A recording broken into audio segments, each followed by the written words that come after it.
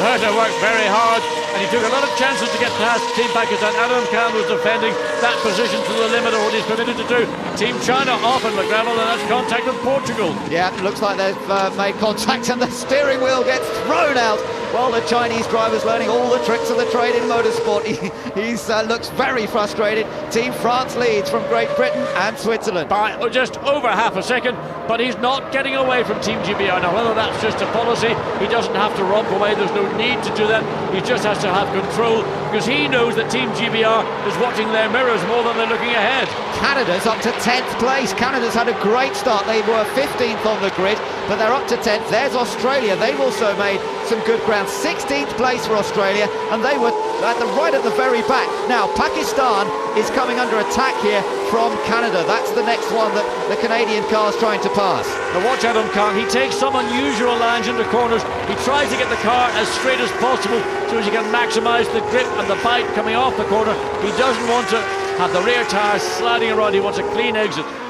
Now we're on board the Mexican car. Luis Diaz tucked in behind the Australian car, and it's tight as they come through the chicane, but I don't think he's close enough to... Oh, he takes a different line out wide there. Behind is Indonesia, also trying to get involved in this one. Indonesia actually lost out a bit on that last lap. They were ahead of these two cars, and now Indonesia dropping another place to Austria. Well, maybe there's a problem with that car. Maybe there was contact. We did see bits of bodywork on the opening lap on the exit of turn 2. Maybe that was once again Indonesia. They were involved in an incident there at the start of the sprint race. Maybe they were also involved in the start of the feature.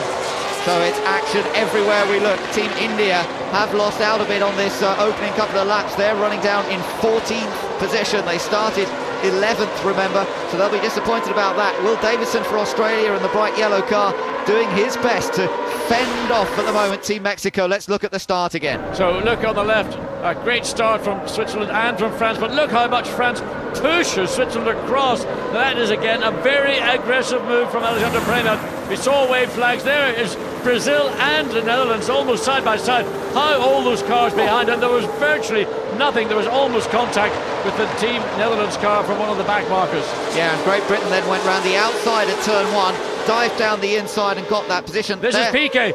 Stalls. He had the engine running. He stalled as he dropped the clutch. Then he sits there just hoping, above hope that no. And look at that. China went over, what, 2.5, 3 times? Goodness me, that was a big accident, wasn't it? We hadn't realised the car had gone over. It looked like he'd hit somebody or something.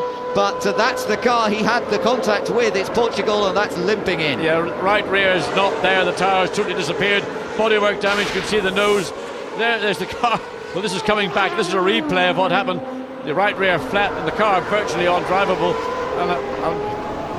Yeah, disaster there, really. Yes, Perrin just brings the car back as best he can. The tyre eventually is going to depart from the rim. There it goes. The carcass of the tyre runs on into the gravel trap in turn 15.